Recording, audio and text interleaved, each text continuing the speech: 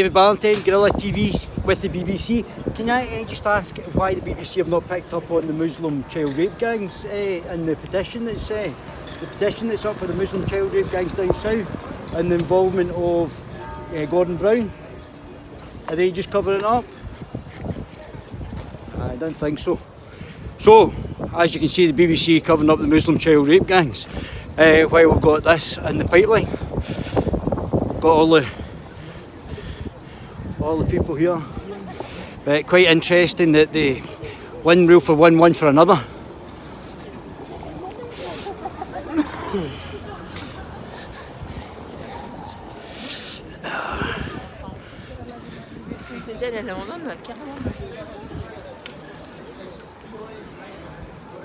So first day of Alex Sam's trial, so the question is, one of three things, is it been internally done by the SNP and an internal problem?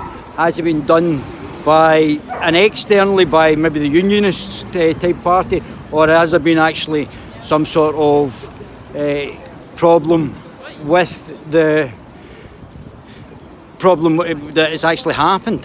But it seems could be a political trial. It's obviously the easiest thing to do. Obviously the victims are protected and the alleged perpetrator is obviously shamed even before he's been convicted of anything. So that's obviously the thing. Obviously the BBC are not wanting to talk about it. They want to cover up the Muslim child rape gangs that are happening, that are being covered up by the Labour Party down south in England. So, and obviously there's been allegations that there's Muslim child rape gangs in Scotland as well. Let me just flip this round.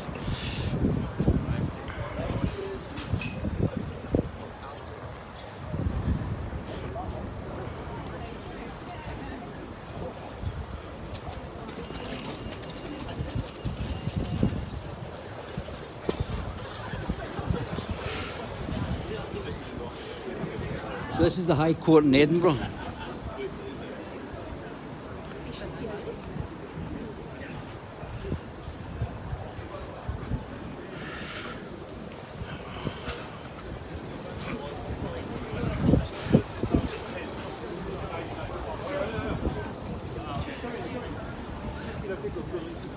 And I mean, it's quite incredible. Obviously, one rule for one for another in Scotland these days. So we've also got, we'll have to find out from the Justice Secretary and have a meeting with the Justice Secretary to find out if there has been a cover-up by the Muslim Justice Secretary about Muslim asylum seekers abusing children in Glasgow. Seems to be a cover-up there and they don't seem to be accountable.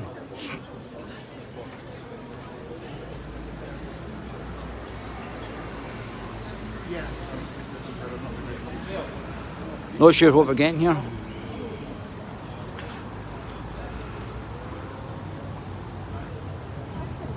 Oh, first of all. Let's go and see.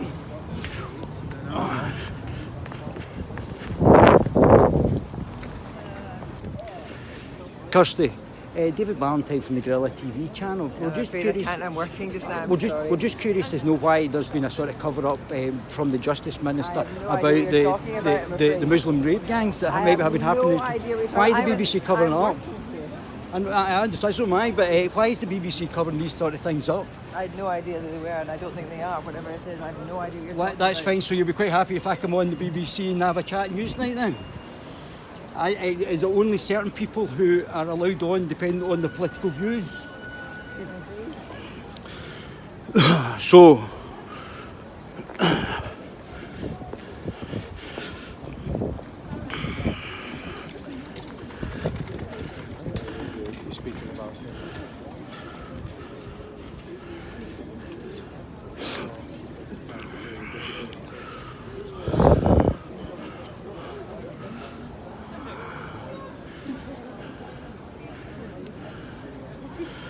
whew.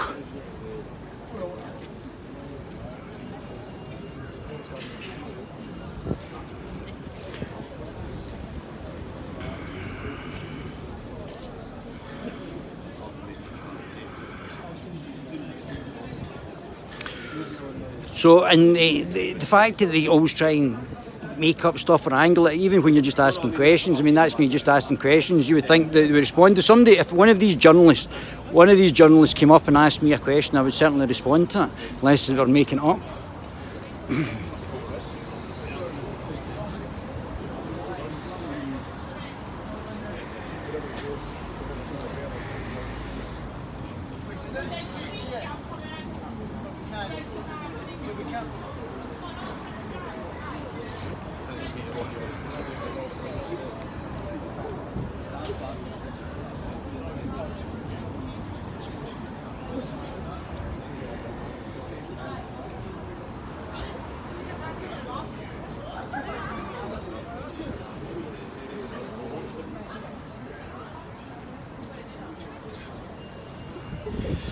Quite interesting, it's quite busy.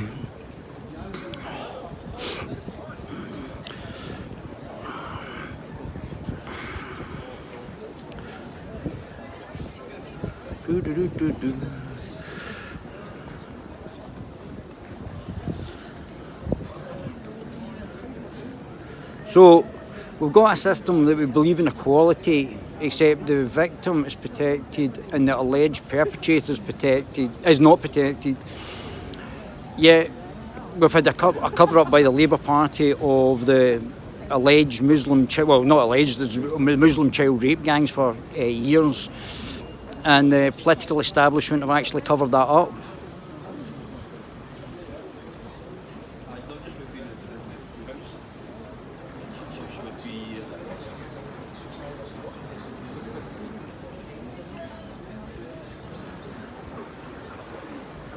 I just waved in your video. I just waved during your video.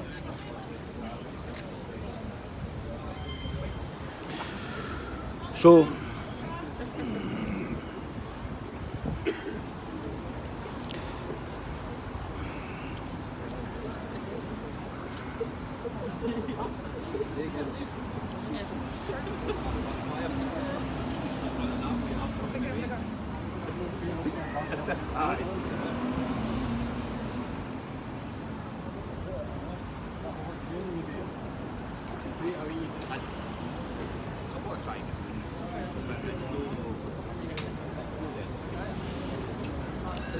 the boring part is obviously the waiting.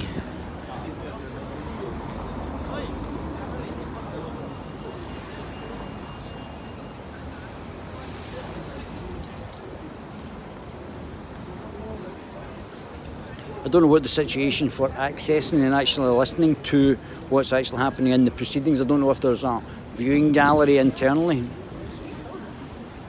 So, not quite sure what's actually happening.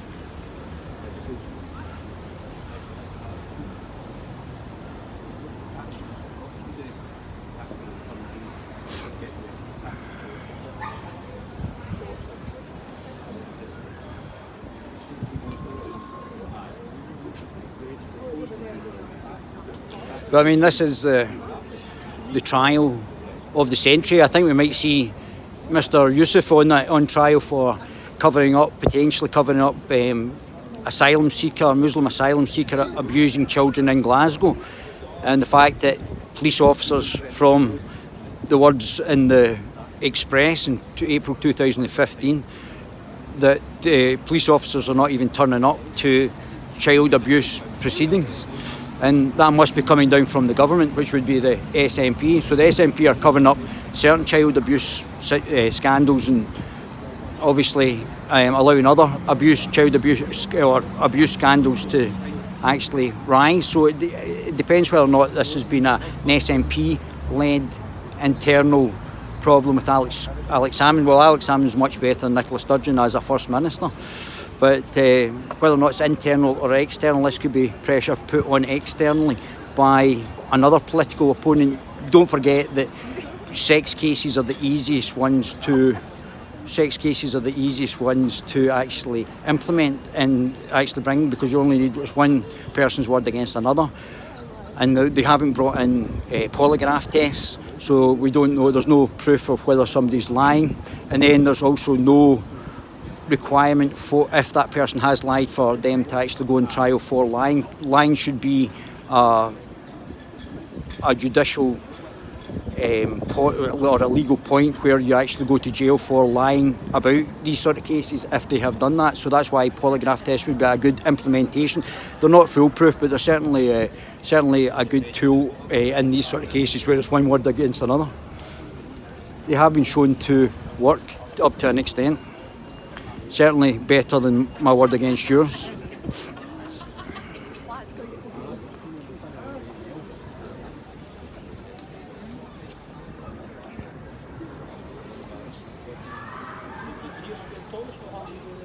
Diversity barriers.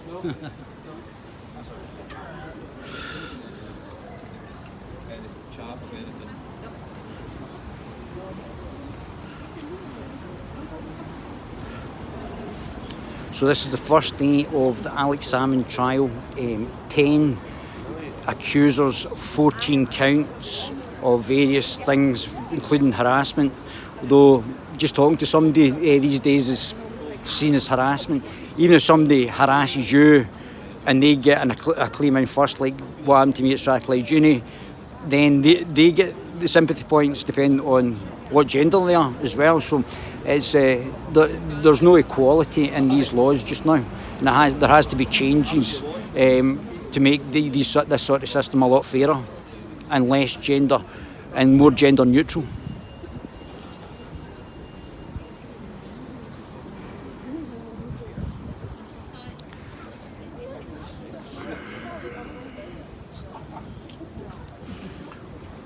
So I mean, it's obviously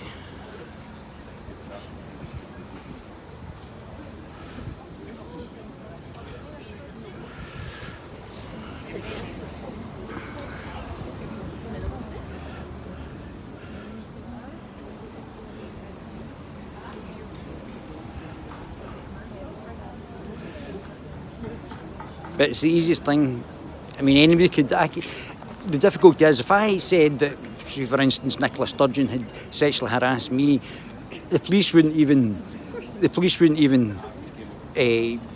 probably even interview her. That's the difference in the sort of the cases that are actually driven. It's very much biased. It's not an even playing field, and it's not gender neutral. All this talk about equality, it's not an equal system.